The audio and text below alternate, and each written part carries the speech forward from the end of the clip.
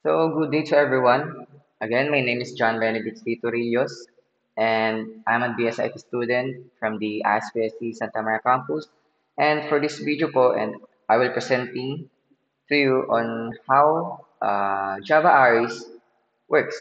Okay? So, before po tayo mag-proceed sa mismong codings, bigyan ko po muna kayo ng little description about sa Java arrays. So, Java arrays are used to store multiple values in a single variable. So, which means po ay ginagamit po ang array para mag-store po ng multiple or maraming values sa iisang variable. No? So, instead of declaring separate variables for each value, gumamit na lang tayo ng array para mas madali. Okay? So, to declare an array, we must first define the variable type with square brackets. So, yung square brackets po is, yung sinasabi ng square brackets po is ito po. Ayan po. So, let's define first. So, proceed na po tayo sa mismong coding. But before that, let's always take note na in Java, no, kailangan natin palagi na i-set ang ating basic syntax, which is the public class, and so on. Okay? Always note or always set the basic syntax first kasi hindi gagana yung code kung wala po yun. So, this part, declare lang tayo ng data type na string. Okay? String. String. Okay. Declare lang po tayo. So, yung variable name po natin is let's say, ayan, games na lang. Games yung gamitin natin. And dito po is maglalagay na po tayo ng uh, mga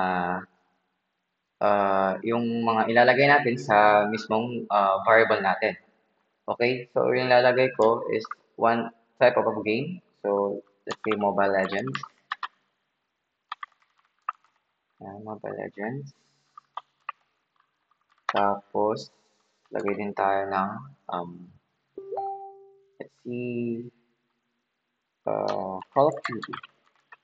Call of Duty. Ayan. And then, lagay pa tayo ng, let's see, Counter-Strike and Counter-Strike. Okay. Tapos, isa pa. Valorant and Valorant.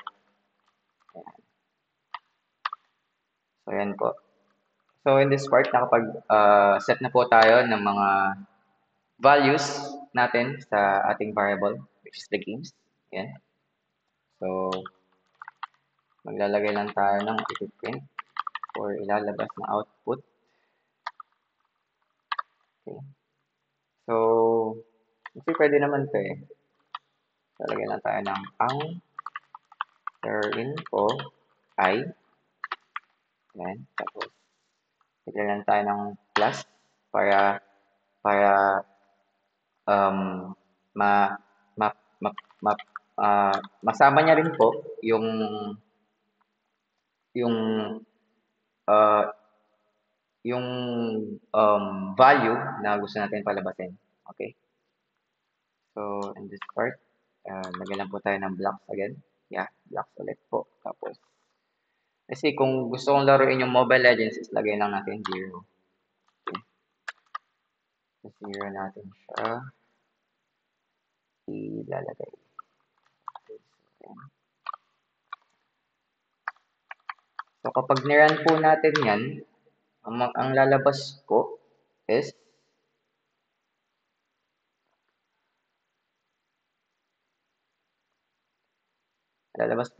ayan po.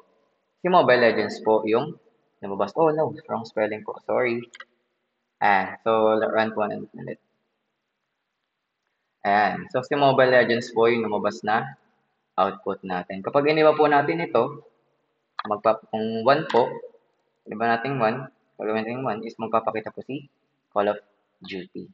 Okay, so nakikita po natin ganito po mag-work ang isang array na Java arrays.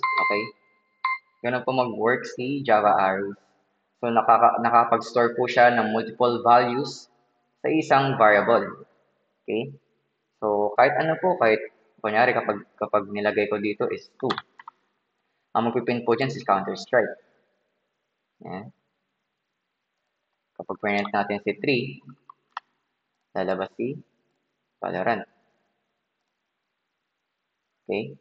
So, ayan po. So, that's Java array works. So, hello everyone. So, in this part naman po is nasa array pa rin tayo, pero ibang part naman po. Ibang example naman. So, yung gagamitin natin is si array length. So, si array length po, to find out how many elements an array has o kung paano natin malalaman kung ilang elements yung nasa loob ng array, no? Use the length property. So, gagamitin po natin dito sa part na to is the length property. So, always note na lagi po tayong maglagay ng ating basic syntax sa Java. Okay?